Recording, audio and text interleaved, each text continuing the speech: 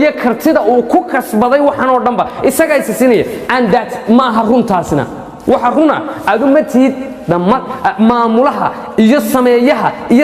iyo keenaha qadarka iyo waxa helaysa ma tiid ilaahay baa qadarka qoray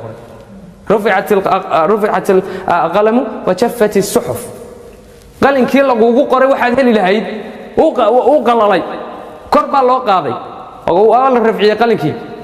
waraaqihii wax lagugu qoray qadarka lagu qorayna way qalaleen wassalaamu calaykum qadarku sameeysan yahay laakiin adu ma awood baad u leedahay inaad bedesho your destiny ama qadarkaaga maya waxaad sabab u tahay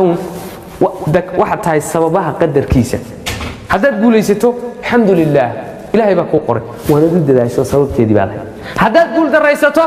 yes adigu baa sabab u ahaa marka laba shay aan kala ilaalino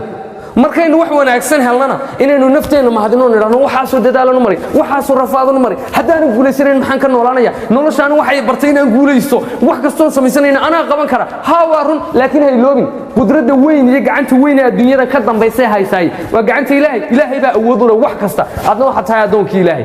ilaahay ku yiri hadaad shaqaysato waxaad shaqaysato waad helaysaa so ilaahay hay loobin markaad baraare joogto xasuuso ilaahay wuxuu ku xasuusan doonaa marka masiiba